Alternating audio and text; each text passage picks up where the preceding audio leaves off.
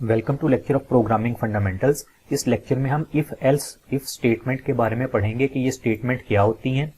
तो लिटरेचर में इस स्टेटमेंट को अक्सर एल्स इफ के नाम से भी लिखा जाता है और कुछ जगहों पे आपको इफ एल्स इफ के नाम से भी लिखा मिलेगा। बेसिकली ये भी जो हम डिसीजन मेकिंग स्ट्रक्चर पढ़ रहे थे जिसमें हमने इफ स्टेटमेंट पढ़ी थी, इफ एल्स पढ़ी थी, तो ये भी उसी का पार्ट है जिसको एल्स इफ कहा जाता है और इफ एल्स इफ भी कहा जाता है। तो ये स्टार्ट करने से पहले मैं आपको थोड़ा सा रिमाइंड करवा दूं कि इससे पहले वाले जो हमारे लास्ट 2-3 लेक्चर यानी इस लेक्चर से पहले वाले जो लेक्चर हैं उसमें हम देख चुके हैं कि सिंपल इफ स्टेटमेंट क्या होती है, इफ एल्स क्या होती है, विद एग्जांपल उन चीजों को एक्सप्लोर कर चुके हैं। तो एक दफा आपको क्विक रिव्यू दे देता हूं ये statement if else if statement start करने से पहले कि जब हमने सिंपल इफ स्टेटमेंट पढ़ी थी उसमें हम क्या करते थे। उसमें हम देखते थे कि हमारे पास एक कंडीशन होती थी, अगर वो वाली कंडीशन ट्रू हो जाती थी तो हमारी कोई स्टेटमेंट एग्जीक्यूट हो जाती थी, अगर वो कंडीशन ट्रू नहीं होती थी तो हमारा प्रोग्राम एंड हो जाता था। इफ एल्स में हमने क्या देखा, इफ एल्स में हमारे पास दो ब्लॉक्स बन गए, एक इफ वाला और एल्स वाला। अगर तो हमारी कंडीशन पूरी हो जाती थी या कंडीशन ट्रू हो जाती थी तो इफ ब्लॉक वाली स्टेटमेंट एग्जीक्यूट हो जाती थी, अगर वो कंडीशन पूरी नहीं होती थी तो एल्स ब्लॉक वाली स्टेटमेंट एग्जीक्यूट हो जाती थी। यानी या तो इफ ब्लॉक वाली स्टेटमेंट चलनी होती थी या एल्स वाली चलनी होती थी। तो ये जो अब टाइप है इफ एल्स इफ, ये क्या चीज है, इसमें बेसिकली होता क्या है, जिस तरह यहां पे लिखा हुआ है else if is a conditional statement performed after an if statement. यानी इफ स्टेटमेंट पहले हम इफ स्टेटमेंट लिखते हैं उसके बाद एल्स इफ स्टेटमेंट लिखते हैं। It used when we need to check the multiple conditions. मसलन हम कहते हैं हमारी एक कंडीशन 1 है, अगर वो ट्रू होगी तो हमारी स्टेटमेंट 1 एग्जीक्यूट हो जाएगी। हम चाह रहे हैं हम एक कंडीशन 2 भी लिखें, अगर कंडीशन 2 ट्रू हो तो स्टेटमेंट नंबर 2 एग्जीक्यूट हो, कंडीशन 3 ट्रू हो तो स्टेटमेंट नंबर 3 एग्जीक्यूट हो। इस तरह हमारे पास यानी मल्टीपल हम कंडीशंस लेना चाह रहे हैं और हर चाह रहे हैं कि हर एक कंडीशन पे डिफरेंट स्टेटमेंट एग्जीक्यूट करे। तो इसके लिए हम जो चीज यूज करते हैं उसको कहते हैं एल्स इफ स्टेटमेंट। अब थोड़ा सा मजीद इसको समझते हैं कि किस तरह से हम इसको परफॉर्म करते हैं या इसको यूज करते हैं। तो सबसे पहले तो एक फ्लो चार्ट, जो चीज मैंने आपको बताई वो यहां से भी क्लियर हो जाएगी कि हमारे पास सबसे पहले कंडीशन होगी, चेक किया जाएगा, अगर तो कंडीशन ट्रू है तो वो वाली कंडीशन वाली स्टेटमेंट चल जाएगी, जिस तरह लिखा है ना कंडीशन 1, चेक करेंगे, अगर तो कंडीशन 1 ट्रू है तो वो स्टेटमेंट चल जाएगी और प्रोग्राम हमारा ये देखें जो आपको लाइन नजर आ रही है इधर एग्जिट स्टेट पे आ जाएगा, यानी वहां से हमारी जो इफ कंडीशंस वगैरह है वहां से प्रोग्राम एग्जिट हो जाएगा। वो कंडीशन नंबर 2 और 3 को चेक ही नहीं करेगा। अगर कंडीशन नंबर 1 फॉल्स हो जाती है तो वो कंडीशन नंबर 2 को चेक किया जाएगा। अगर कंडीशन नंबर 2 जो है वो ट्रू हो जाती है तो उसकी जो स्टेटमेंट है वो एग्जीक्यूट हो जाएगी और हमारा कंट्रोल जो है उन कंडीशन से बाहर आ जाएगा, यानी कंडीशन नंबर 3 चेक नहीं की जाएगी। इसी तरह अगर 1 भी फॉल्स हो जाती है, 2 भी फॉल्स हो जाती है तो कंडीशन नंबर 3 को चेक किया जाएगा। अगर कंडीशन नंबर 3 हमारी ट्रू हो जाती है तो वो एग्जीक्यूट करेगी, उसके अंदर जो भी स्टेटमेंट होगी कंडीशन नंबर 3 में। अदरवाइज क्या होगा, हमारा कंट्रोल उन सब कंडीशन से बाहर आ जाएगा और जो हमने कोई अगर एल्स वाली कंडीशन लिखी होगी वो चलेगी, अगर एल्स वाली नहीं लिखी होगी तो प्रोग्राम की जो भी एंडिंग होगी या कोई एंडिंग पे जो स्टेटमेंट होगी वो चल जाएगी। किस तरह से इसको मजीद थोड़ा सा एक आपको सिंटेक्स के थ्रू बताता हूं। ये देखें general syntax for if else if. यहां पे देखें हमने इफ के साथ एक एक्सप्रेशन लिखनी है, यानी एक कोई हम स्टेटमेंट कोई कंडीशन देंगे, ठीक है, उसकी फिर नीचे एक स्टेटमेंट लिख देंगे कि यानी अगर ये ट्रू हो तो क्या स्टेटमेंट चले।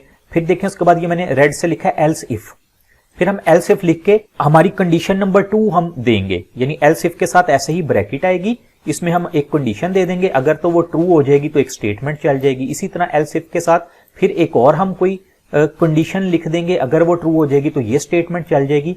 अगर ये तीनों मसलन कंडीशन 1 भी ट्रू नहीं होती, कंडीशन 2 भी नहीं होती, कंडीशन 3 भी नहीं होती, कि इनमें से कोई भी ट्रू नहीं होता तो क्या एल्स ब्लॉक के अंदर जो चीज लिखी होगी वो एग्जीक्यूट हो जाएगी।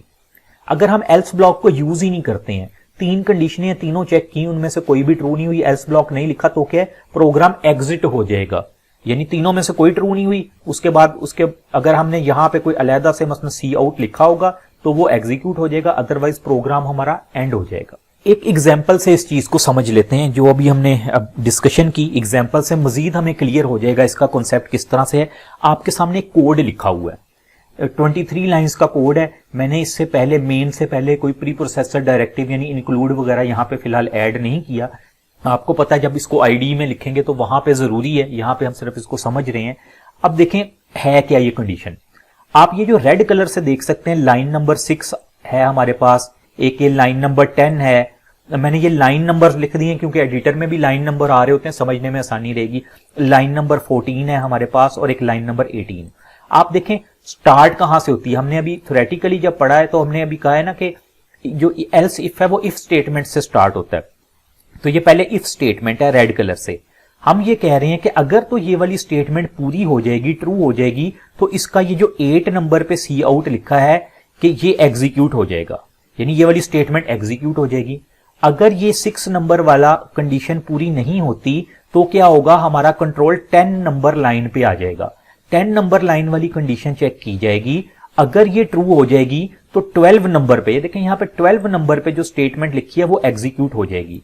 अगर ये 10 नंबर वाली भी कंडीशन पूरी नहीं होती तो कंट्रोल हमारा आ जाएगा 14 नंबर लाइन पे और ये कंडीशन चेक की जाएगी। अगर तो ये ट्रू हो जाएगी तो ये 16 नंबर लाइन पे जो सी आउट लिखा है ये हमारे पास एग्जीक्यूट हो जाएगा। अगर ये वाली भी 14 नंबर लाइन वाली भी कंडीशन फॉल्स हो जाती है तो क्या है, एल्स के अंदर जो भी चीज लिखी है वो एग्जीक्यूट हो जाएगी। और एल्स के बाद ये सी आउट जो एंड पे 22 नंबर लाइन पे लिखा है ना, इसने एग्जीक्यूट होना ही होना है। अगर कोई कंडीशन नहीं भी ट्रू होगी फिर भी एग्जीक्यूट होगा, कोई कंडीशन ट्रू होगी फिर भी ये एग्जीक्यूट होगा। इसलिए मैंने यहां पे लिखा हुआ प्रोग्राम एंड, ताकि कंडीशन ट्रू होती है या नहीं होती प्रोग्राम एंड लाजमी आएगा। अगर हम एल्स वाला पार्ट नहीं लिखते हैं, यहां पे मसलन ये 18 नंबर लाइन वाला मैं नहीं लिखता, तो क्या होगा, ये तीनों स्टेटमेंट चेक होंगी। अगर तो इनमें से कोई ट्रू होगी तो वो चल जाएगी, अगर ट्रू नहीं होगी कोई भी तो डायरेक्ट मेरा कंट्रोल इधर आ जाएगा सी आउट प्रोग्राम एंड पे। तो अब इसको मैं आपको बताता हूं हमारे पास आउटपुट कैसे आएगी। अब इस प्रोग्राम को स्टेप बाय स्टेप देखते हैं चलेगा कैसे। ये देखें जो ब्लैक कलर की विंडो है ना, ये हमारी एक एडिटर विंडो है, सॉरी एडिटर नहीं, कंसोल विंडो है, जहां पे हम अपनी आउटपुट देख रहे होते हैं। सबसे पहले देखें यहां पे लिखा है इंटीजर ए। इसका क्या मतलब है, मेमोरी में एक लोकेशन बन गई जिसका नाम है ए एक वेरिएबल है, लोकेशन बन गई ए के नाम से। इस लोकेशन में अब जो भी इस वेरिएबल में डाटा आएगा वो इंटीजर टाइप होगा, 1 2 3 4 जो भी कोई नंबर होगा।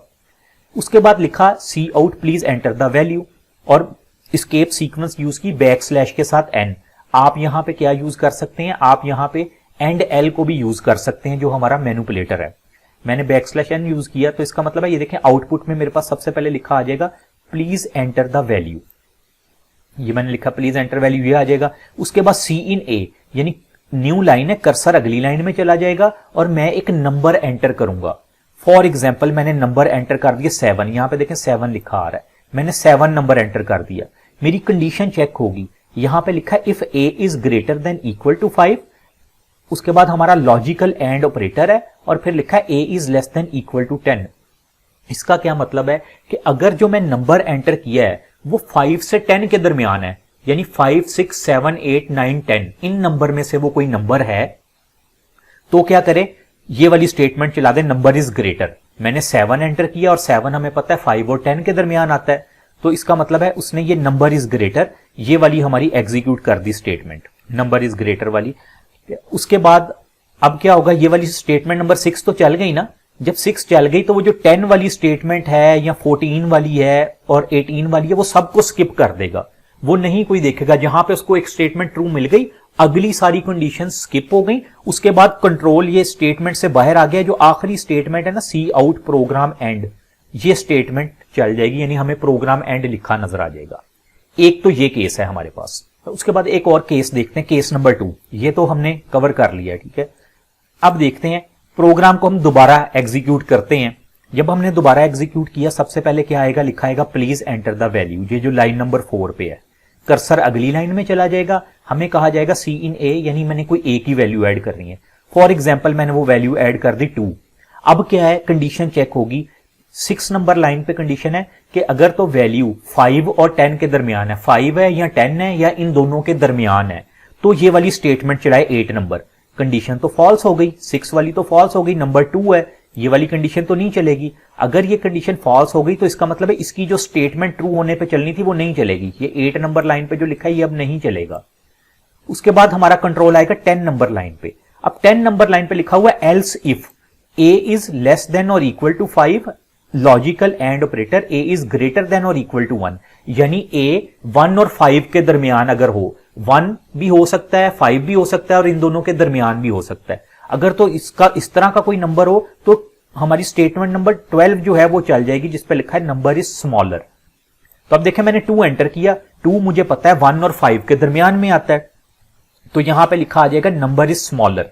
इस तरह आप देख सकते हैं नंबर इज स्मॉलर आ जाएगा। उसके बाद क्या है, ये वाली जो 14 नंबर स्टेटमेंट है ना, ये अब चेक ही नहीं होगी, एल्स में भी कंट्रोल को जाने की जरूरत नहीं पड़ेगी क्योंकि कंडीशन ट्रू हो गई है। यहां से कंट्रोल बाहर आ जाएगा, तो लाइन नंबर 22 जो है प्रोग्राम एंड वो चल जाएगा।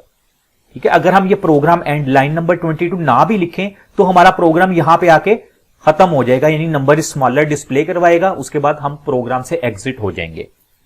ये हमारा केस नंबर 2। इसके बाद एक और केस देखते हैं। हम ऐसे ही समझ लें हमने प्रोग्राम को दोबारा एग्जीक्यूट किया, हमारे पास लिखा आ गया एंटर द वैल्यू, मैंने वैल्यू एंटर कर दी 0।